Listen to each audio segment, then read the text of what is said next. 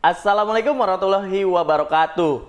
Hai guys, hari ini kita jumpa lagi di acara podcast Smart and Cyber School. Hari ini bintang tamunya sangat-sangat luar biasa, ya kan? Dedengkotnya alumni di PGR ini, Smart and Cyber School. Ini dia, kita langsung aja, Pak Didi. Baik, assalamualaikum warahmatullahi wabarakatuh. Waalaikumsalam. Gimana Pak? Sehat Pak? Alhamdulillahirobbilalamin, sehat walafiat. Perjalanan ke sini gimana? Macet nggak? Alhamdulillah lancar. Lancar ya? Lancar, kota bumi kecekokol lancar. Apalagi selama COVID lancar Betul. banget, lancar banget. Kita santai aja nih Pak, Ya. kita ngobrol-ngobrol. Kita kan pengen tahu nih alumni yang baru kan pengen tahu siapa sih Pak Didi ini gitu kan. Pernah sekolah tuh di PGRI itu tahun berapa sama jurusan apa tuh Pak? Waduh, sekarang kalau lihat dari perkembangan PGRI ya luar biasa, sudah meningkat banyak gitu ya. Iya. Saya masuk tahun 90. 90 jurusan manajemen bisnis. Manajemen Kalau bisnis, sekarang MB ya? BDP. Oh, sekarang BDP. Sekarang BDP lah, pemasaran, penjualan. Saya dulu tuh ada dua kelas, maksudnya dua kelas. Dua kelas Dua ya? kelas, satu jurusan dua kelas. Kelas kita dulu dipakai yang sekarang SMP pakai. Oh, Ke gitu. SMP ya. Situ 90 selesai 93. 93. Kalau di perkembangan sekolah, kita dulu masih punya sekitar 3 jurusan aja kan. Dulu ada sekretarisan, ada keuangan, dan ada manajemen bisnis. Tapi emang namanya dulu keuangan ya Pak? Bukan? Keuangan, bukan akuntansi. Akuntansi baru-baru di era 2000-an. Oh gitu. Akuntansi baru era 2000. Kalau sekretaris juga tuh baru dari 2000. Sebelumnya Iya, sekretaris iya. itu ketatausahaan ya. Dulu TU, tata usaha. Seperti itu. Nah, sekarang perkembangannya ya, alhamdulillah kita bisa lihat luar biasa perkembangan SMK PGRI dari ya? tahun. Walaupun kita baru 3 pimpinan dari Pak almarhum Pak Ateng, Pak Budi Soroso, sekarang Pak Aep. Gitu. Jadi apa namanya? Dari tahun 90 tuh ya. 90 Pak Didi lulus 93. Nah, itu langsung setelah lulus langsung kuliah apa kerja dulu apa gimana, Pak? 93 langsung daftar kuliah. Oh, kuliah. Langsung daftar kuliah. Daftar kuliah saya jurusan komputer, STEMIK di STEMIK Indonesia di Grogol. Nggak tahu-tahu ternyata sebelah saya Pak Mawan. Sekarang jadi teman saya, Jadi teman Pak ya? Mawan. Dulu waktu kuliah S1, lihat gedungnya, kapan ya wisuda duluan. Nah, Iya, benar. akhirnya terbukti, saya selesai 3,5 tahun. Wow, Saya luar biasa. ya Eskomnya saya 3,5 tahun selesai. Kalau Pak Mawan sekitar beda 2 bulanan sama saya gitu beda gitu. Jadi saya duluan karena saya dulu di kampus itu ketua, kalau sekarang ketua BEM ya. Iya. Dulu ketua senat. Saya 2 periode di STEMIK Indonesia itu. Ini kan banyak Pak nih, saya lihat wah titelnya banyak nih, udah pengalamannya banyak nih, berarti kurang lebih berapa jurusan tuh Pak yang udah Bapak ikutin tuh? Kalau dihitung-hitung tahunnya secara 10 tahun itu kalau ambil 4 titel itu 10 tahun. Yang pertama Eskom saya 3,5 tahun, yang MM 1,5 tahun, manajemen, yang MKO, yang SPDI saya 3 tahun, lalu yang MKOM-nya 1,5 tahun. Jadi sampai 10 tahun. Yang lagi dijalanin apa nih kan? Yang sekarang dijalani, alhamdulillah saya sedang ngambil doktoral S3 di Universitas Selangor di Malaysia. Ya sudah sedang berjalan.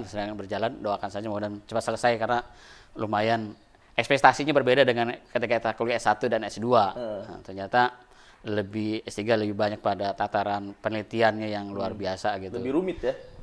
Semakin banyak baca, semakin nggak tahu akhirnya. Kok bisa begitu Pak? Karena ilmunya banyak. Oh iya. Semakin betul. banyak. Jadi pengembangan ilmu Iya. itu udah Semakin kita baca, semakin kita jadi, kalau istilah kita kata almarhum Pak Budiman mah, kok makin belajar makin bego gitu ya, makin bodoh. Jadi makin nggak ngerti maksudnya soalnya. Baca lagi kan. Nah, itu ya pelan-pelan memang harus baca. Ya begitu kan juga literaturnya juga kan English semua kan.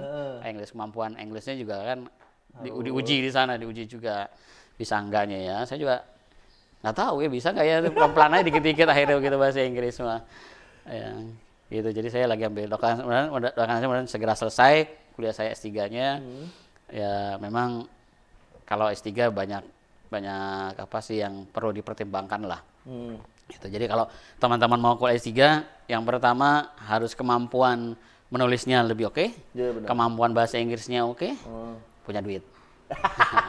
Ya, tapi yang ketiga yang penting duit sebenarnya. Duit. Ujung-ujungnya duit ya. Duit. Kalau di Indonesia S3 itu minimal 25 ke atas per semester. 25 juta di Indonesia.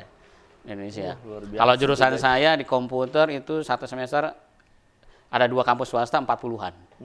Satu semester. Tapi emang S3-nya itu harus ke Selangor, Pak? Atau memang di Indonesia ada? Di Indonesia ada. Itu tadi masalahnya ujung-ujung duit. Oh gitu. Kalau ternyata di Selangor, hitung-hitungan saya satu semester hanya sekitar 10 sampai 12 paling mahal.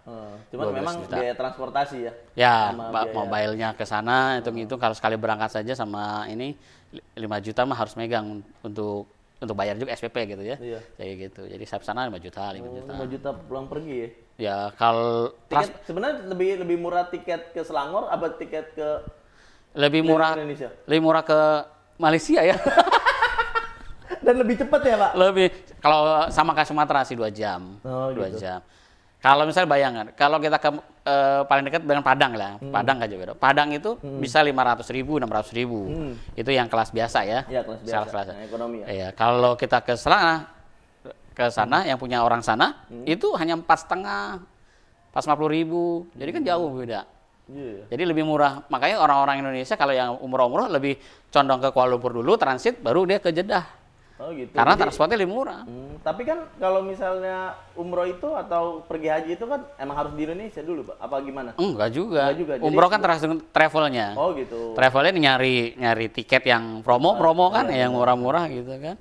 Gitu. Kalau dari Indonesia direct dari Indonesia ke Jeddah misalnya, hitungannya misalnya 3 juta. Dari Malaysia, dari Indonesia ke Kuala Lumpur hanya 400, dari Kuala Lumpur hanya 2 juta. Kan selisih 600.000. Lumayan ya. Iya, buat travelnya pegangan. Keuntungan travel dari situ sebenarnya. Gitu. Tapi emang ada istilah juga tuh, mana suka lihat tuh di Instagram itu ada meme-meme gitu kan, lebih baik ke Malaysia, ke luar negeri daripada ke Bekasi.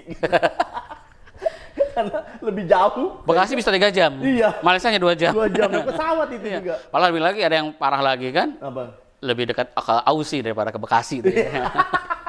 Langsung di demo orang Bekasi kan, Iya, orang bener. Bekasi itu. Ya memang apa sih, transportasi juga lumayan bagus lah, teknologi udah terintegrate gitu ya. Sebenarnya Indonesia juga, sebenarnya kalau dari secara teknologi Indonesia Lebih lebih utama, lebih duluan daripada Malaysia atau Malaysia, Brunei atau Filipina. Itu Malaysia lah kita ya, saya ingat. Itu sebenarnya duluan kita.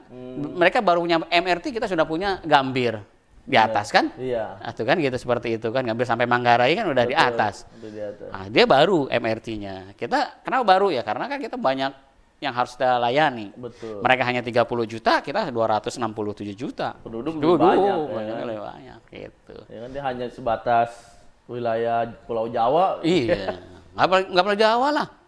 Kalau di yang di Sumateranya saja, Malaysia Sumatera itu paling jatuhnya ke Jawa Barat ya. Wilayah Jawa Barat itu pun dikurangin dikit lah. Gitu. Kalau yang di Kalimantan, hitung-hitungannya hanya ketemu di Aceh dan atasnya itu Riau doang. Jadi kecil sebenarnya kalau secara wilayah ya. Kalau secara geografis ya, iya, kalau kecil. Malaysia itu lebih kecil dari Agak Indonesia. kecil. Tapi pembangunnya sama kayak Indonesia, lebih condong kepada di kota. Kuala Lumpur lebih maju daripada kalau kita misalnya ke daerah-daerah desa-desa itu. Iya. Ya Upin-Ipin lah, kan begitu, emang begitu dasarnya. Wilayah kalau kita nonton Upin-Ipin itu begitu. Emang begitu budayanya itu.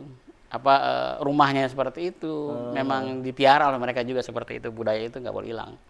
Budaya yang memang adat ya. Iya. Adatnya ya. Itu di pelosok. Di pelosok. Di pelosok. Saya itu. pernah Pak ke sana gitu. Ya kalau saya ke kampus utama Pasti. pasti pelosok. Melewati ya. Melewati. Melewati. Rumah-rumah Upin-Ipin itu lewati ya. Kan dia kebun sawit semua rata-rata. Kebun sawit. Iya. Kebun sawit, habis kebun sawit. Itu jadi ya sama sih sebenarnya kalau kita ini. Sama.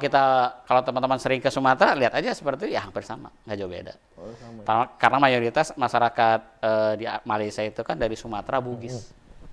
Sumatera Bugis yang paling banyak. Sumatera Bugis. Yang tingkat pertama Padang, yang keduanya Aceh, baru ketiga Bugis. Itu yang masyarakat di sana. Kalau nenek moyang ya, Iya. nenek moyang. Kalau yang sekarang ada Ponorogo diakui Malaysia, itu kan pendatang Jawa Barat yang Jawa ya, Iya. yang sifatnya dia sebagai Pendatang orang Indonesia. tenaga kerja ya, yang 10-an tahun akhirnya dia pindah warga negara gitu. Itu kira-kira. Oh. Tapi kalau untuk cuaca mah sama aja ya. Selama ada hanya dua musim kan, panas dan hujan sama aja sih. Gitu. Tapi ada kapan balik lagi ke sana untuk menyelesaikan, Pak? Pemerintah Malaysianya lockdownnya sampai Agustus. Agustus tahun Tahun ini. Kalau mereka bukan Agustus, Ogos. Ogos. Ogos. Oh, beda bahasa ya? Iya, jadi kalau Agustus di sana Ogos namanya, Ogos. Jadi bulan Ogos. Kalau kita Juli sana Julai. Oh, di sana. Iya, Melayu Iya, gitu ya. Melayu. Nah, kapan nih mulai Bapak tuh mulai mengajar di PGRI itu kapan sih? Saya masuk ke PGRI 98. 98. 98 waktu masuk itu jadi guru KKPI ya, komputer. Komputer, masuk KKPI 98, lalu di 2004 saya megang ketua jurusan multimedia. Lalu terus megang jurusan pemasaran, kajuru pemasaran, kajuru TKJ, kayak gitu. Balik lagi ke multimedia sama pemasaran, gitu. Akhirnya jadi kepala perpustakaan. Betul. Lalu jadi humas. Sekarang jadi mutu. Wah.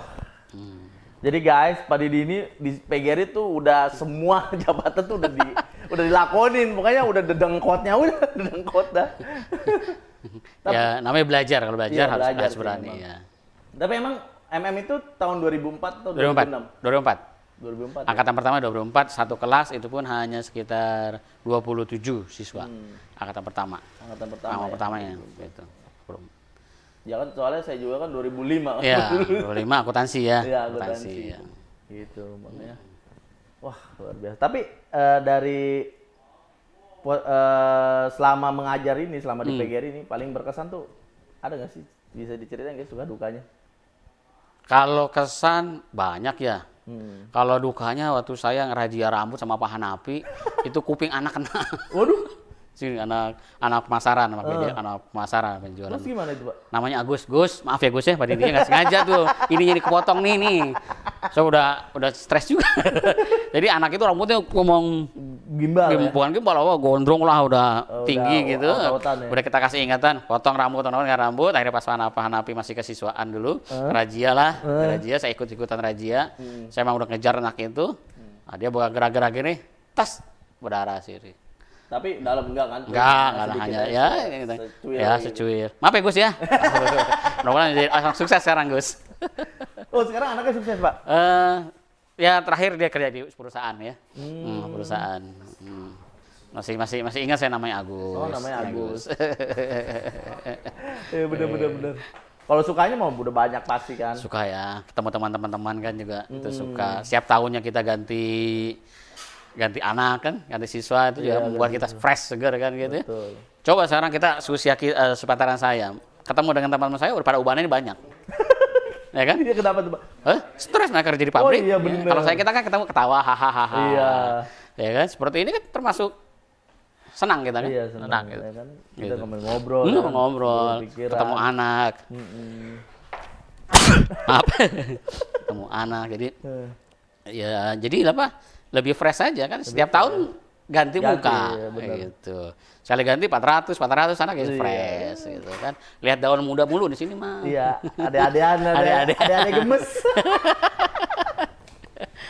Nah, kan Pak Didi sebagai denongkotnya alumni nih, sebagai ketua Ikbas juga gitu kan. Nah, bisa dijelasin ya, bisa kasih tahu kan nih kan alumni-alumni yang baru nih mungkin dia nggak tahu ya kan Ikbas tuh apa sih gitu kan, dan program-programnya apa sih Ikbas itu? Iya, Ikbas ini kita mulai ada di tahun sekitar 2012-2013 kalau tidak salah. Itu dibentuk oleh inisiatif alumni-alumni. Ya, nama Ikbas sendiri diberikan oleh Prof. Aris. Prof. Aris ya, Pak Aris yang memberikan namanya. Sejauh ini kegiatan kita memang baru reuni. Mintanya reuni akbar tapi nggak akbar abang. Kalau sebenarnya kalau dari segi pengurusan saya sudah habis. Saya sudah bentuk ini, tapi pihak terkait harus sekolah jangan dulu sebelum ada reuni akbar yang bisa datangkan minimal 500 orang.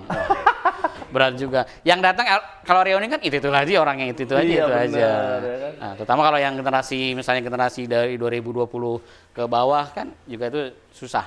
Paling-paling yang datang 89, 90, tahun 2000, nah, yang udah punya anak, punya cucu ceritanya. Kalau yang baru-baru 4 tahun lulus dari PGRI kayaknya enggan untuk datang alumni. Segen gitu ya. Iya, karena ketemunya Pak Yudi lagi alumni juga kan gitu. Ya. Ketemunya Pani lagi. Pani lagi. ketemu Ibu Suti lagi. Iya. Jadi di PGRI sekarang banyak alumni-alumni yang sudah mengajar. Selain saya, ada Pak Yudi ini, ada Bu Fani, ada Bu Suti, ada Bu Suwana, nah itu Bu Fitri. Jadi udah ada 5 ya, Iya. 5 guru alumni PGRI yang ngajar di PGRI. Jadi kalau alumni PGRI mau ngajar PGRI, masukin lamarannya ke sekolah, gitu. Mudah-mudahan dibutuhkan, Iya. gitu. Coba aja dulu gitu. Coba dulu aja. Tapi jelas ya Iqbas itu programnya jelas ya Pak. Kalau secara jelas, secara catatan jelas, tapi memang kalau pelaksananya kita masih ke reuni. Bocoran saja, tahun lalu sebelum Covid kita sudah ngumpul tim 5, kita sebut tim 5. Tim 5 dari angkatan saya 93, 95, 97 sama tahun 2000. Kita sudah ada alumni yang ngumpul membicarakan alumni akbar sebenarnya. Sebelum Covid, saking semangat tuh ya. Sebelum ini udah, tapi memang belum digaungkan. Ya. Sampai hari ini kita belum gaung-gaung lagi karena memang ketemu Covid kan. Akhirnya kita istirahat dulu. Dan sampai di grup juga akhirnya belum ada kabar-kabarnya lagi nih. Tapi emang itu harus jalan ya, tetap jalan ya. Tetap jalan sih, tetap jalan. Itu tetap jalan. Tapi kapan pelaksanaan kita nggak tahu juga karena masalah kalau udah alumni kan kesibukannya masing-masing susah banget untuk menyatukan tanggal walaupun setahun sebelumnya ya susah. Ya itu tadi yang ikut ya itu aja orangnya itu aja yang aktif di eskul berarti yang aktif gitu. Yang aktif ya. Yang kita berharapkan yang non aktif di eskul kan juga dia bisa terlibat, yang non aktif di OSIS juga dia terlibat gitu. Tapi kenyataannya kan juga susah banget untuk mengumpulkan itu. Dan rata-rata mereka di reuni-reuni setingkat 2001 itu ada sih selalu ada informasi-informasi. Kita punya Facebooknya Iqbas yang dikelola oleh Aldi Kakang Prabu. Jadi oleh AKP Iqbas ya. Iqbas ya. Ada follow di Facebook, kita punya Iqbas. Memang informasi-informasi masih sekitar alumni kegiatan alumni yang belum banyak. Yuk gabung, diramaikan Facebooknya saja gitu ya. Nanti kalau itu baru ada ini kita bisa mengembangkan lagi. Itu kira-kira. Iya. Tapi sekali-sekali nanti kita akan undang lah AKP-nya mungkin kali ya buat apa namanya, buat bersosialnya. Iya, gitu untuk kan. Iqbas dia lebih medianya ya, gitu kan. dia Karena di kan medsos lebih aktif. Memang saya lihat lebih aktif di Instagramnya ada. Ya, dia. daripada ketuanya bagian humasnya yang lebih aktif AKP. Bener. Pengen tuh kayak gitu kan. Sampai kecelakaan di Iqbas tuh ada. Iya benar. Sampai banjir ada tuh. Banjir. Guys ya, jadi yang alumni baru ya itu di follow aja ya Pak. Iya, follow aja, di add aja itu di Facebook ya kan, ada Iqbas. Ya kan, Ikatan Keluarga Besar Alumni. Ya kan, jadi kalau informasi apapun gitu kan, termasuk lowongan kerja ya Pak. Ya, lowongan kerja sana semua. Belum kerja gitu kan. Sana, ya syukur-syukur jodoh di situ. Ya kan, jodoh kerjanya, jodoh perempuannya, cowoknya. Banyak alumni yang sudah join ya, bikin usaha, bikin alumni yang udah agak bagusan, dia rekrut karyawannya juga alumni juga, itu sudah banyak juga yang seperti itu. Banyak. Persaudaraannya itu silaturahmi itu nggak putus. Itu yang penting karena jujur ya, kalau sekolah itu mau SMA, S1, S2, S3, yang paling utama itu relationship. Relationship itu ada hubungan. Relationship. Ya, silaturahmi lah kalau bahasa kita. Betul. Silaturahmi, linknya. Link yang penting link. Kenapa? Karena dengan link itu kita bisa bergerak kemana-mana. Artinya ada usaha ada apa itu lebih mudah. Kalau kita hanya dari rumah ke sekolah, dari sekolah ke rumah nggak dapat apa-apa, ya tunggu aja nggak bakalan ada link. Kalaupun kita ngelamar kemana-mana juga susah karena kita nggak punya link. Sikap sosial gitu. Sekarang maka perusahaan-perusahaan mencari lulusan-lulusan itu yang aktif di organisasi. Yang aktif di organisasi. Saya 3 tahun di Humas dan BKK dan PKL, itu perusahaan-perusahaan mintanya rata-rata itu. Bukan hanya cakep, bukan hanya ganteng, tapi dia aktif di organisasi nggak? Pak, dia aktif di organisasi nggak? Oh, aktif di organisasi, saya bilang. Waktu kemarin kita buat magang anak-anak PKL, Rizky misalnya, Rizky dan Warda ya? Iya. Warda, itu saya bilang, ini ketua MPK, ini ketua OSIS, saya bilang. Makanya saya bawa ke perusahaan ini untuk PKL. Wah, mereka senang. Karena kalau udah itu mereka nggak usah lagi memoles leadership-nya, kepemimpinannya nggak usah dari Polres lagi, mereka sudah matang lah di sana. Itu. Jadi jangan dari rumah ke sekolah atau dari rumah ke kampus, tapi aktiflah di organisasi, penting itu. Kalau nggak aktif, kita akan menjadi orang yang pasif, baik pasif di rumah atau di masyarakat atau di kantor pun pasif. Kita nggak punya apa-apa nantinya. Jadi memang OSIS ini, organisasi sekolah ini, organisasi apapun nanti di kampus atau dimanapun, dia akan membentuk sendiri ya Pak? Iya, membentuk sendiri. Mental kita untuk bersikap, bersosialisasi gitu kan? Karena OSIS itu adalah tempat latihan. Tempat latihan berkomunikasi, berpemimpin, bekerja sama, bikin surat minimal.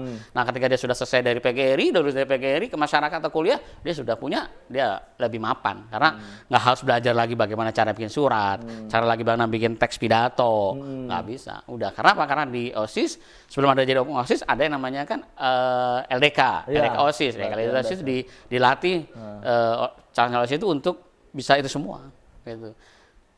Ya minimal mereka mimpin rapat di lingkungan kecil kan harus bisa. Iya betul. Komunikasi ada, gitu. Tipe kepemimpinannya kelihatan, dia mau otoriter mau apa ketahuan di sana. Iya, demokrasi. Di LDK itu ya. Iya, guys, Pak Didi ini mantan ketua OSIS di PGRI dulu Pak ya.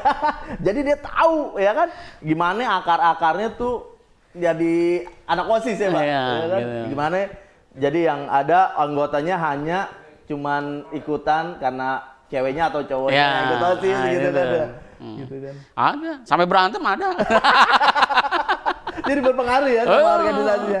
Tapi benar. waktu Bapak jadi ketua OSIS nih ya, acara yang paling besar atau kesan yang paling wah luar biasa nih di angkatan gue nih gitu kan. Itu apa tuh Pak? Salah satunya. Kita pertama kali yang mensiasati tentang LDKS. LDK. Jadi LDK kita yang pertama kali. LDK. Jadi angkatan OSIS saya LDK pertama kali sampai hari ini alhamdulillah ada, terima kasih. Itu yang paling besar. Artinya yang hari ini masih ada gitu ya. Hari ini masih ada itu acara itu. Yang kedua waktu itu kita inisiasi belum ada artis ya, masih pakai biasa perpisahan. Masih pakai panggung. Masih pakai Panggung biasa. Tapi kita belum ada artis, belum ada artis, masih biasa. Itu paling yang dua kegiatan itu yang sampai hari ini masih ada ya, masih berjalan. LDK OSIS dan ini. Sayang drum band kita putus. Kita dulu punya drum band, marching band, SMK PGRI, SMH PGRI punya drum band dulu sampai tahun 2000-an. Lalu putus karena bukan nggak ada pesertanya, karena ada sesuatu hal yang sifatnya non teknis yang mengakibatkan harus di stop dulu. Nah, kalau ada lagi, kayaknya sekarang di Tangerang nggak ada grup drum band ya. Dulu waktu zaman kita namanya pawai, obor, pakai drum band PGRI, ada geladi ulang tahun kabupaten dulu pakai PGRI drum bandnya, paduan suaranya PGRI, wow. Sekarang yang menonjol drum band Pak ya? Drum band. Eskul drum band ya? Eskul drum band, pencaksilat. Nah, saya ikut pencaksilat juga. Jawara gini-gini. Dulu namanya apa Pak silat itu di PGRI? Sinar Rasa Gersik. Rasa Gersik. Masih sampai hari ini juga masih ada. Masih ada guru besarnya, ada Pak Ae, Pak Aris, Pak Oba itu guru besar dari Sinar Rasa Gersiknya. Gitu. Ya jadi kalau pencaksilat itu biasanya tampil ini guys, jadi waktu MPE, MLS ya, MBS lah dulu gitu kan, masa MOS gitu kan, wah motong semangka ya, di perut, gitu kan, pakai tebu dipukul-pukulin. Nah, itu. Pendekar kita sudah satu meninggal almarhum, Encep. Oh Encep meninggal ya. Gitu. Sendiri tuh ya? Ya, termasuk atlet ya. Kita pencaksilat dulu kita juara satu wilayah, juara umum wilayah satu, meliputi Banten dan Bogor. Nah, itu juara satu tuh, wilayah satu dulu ya, sebetulnya wilayah satu, wilayah dua, wilayah Jawa Barat, sana Bandung, lain-lain. Itu sampai juara umum kita kalau pencaksilat, sampai prestasi sampai tingkat nasional, alhamdulillah. Makanya di Perpus tuh banyak banget piala tinggi-tinggi. Oh itu pencaksilat semua itu. Pencaksilat semua ya. Pencaksilat, drum band. Paskibra kita mulai ada aktif di tahun 92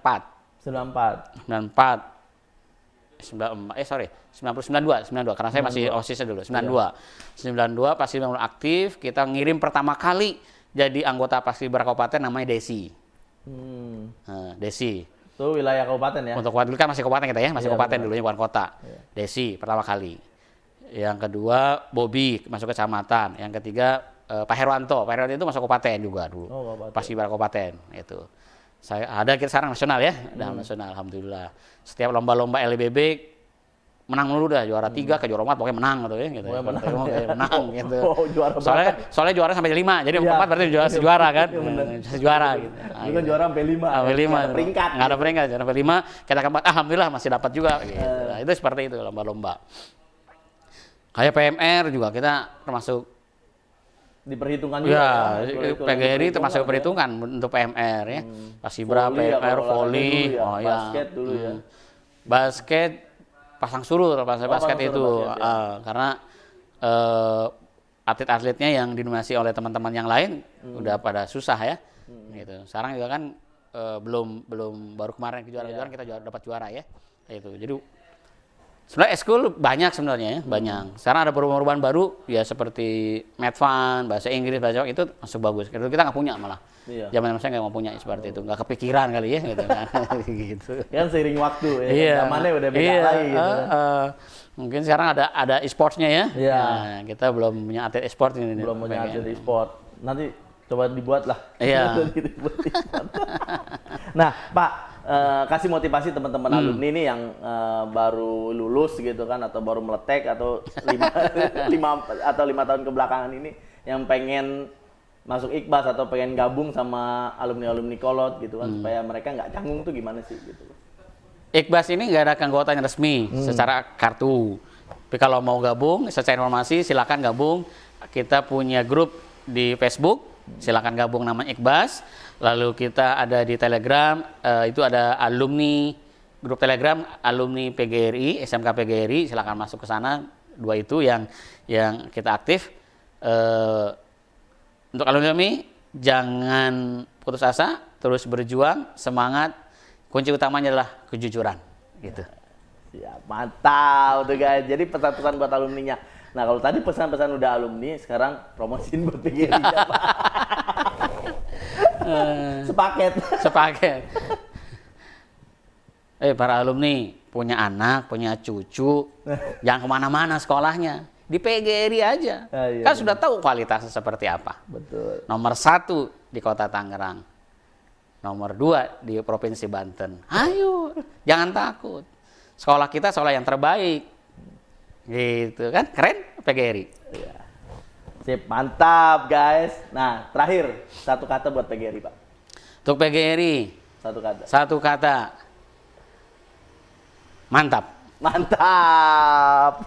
Makasih Pak ya udah Terima kasih. Udah ngobrol-ngobrol Iya. gitu kan. Maaf kalau ada salah-salah kata gitu kan.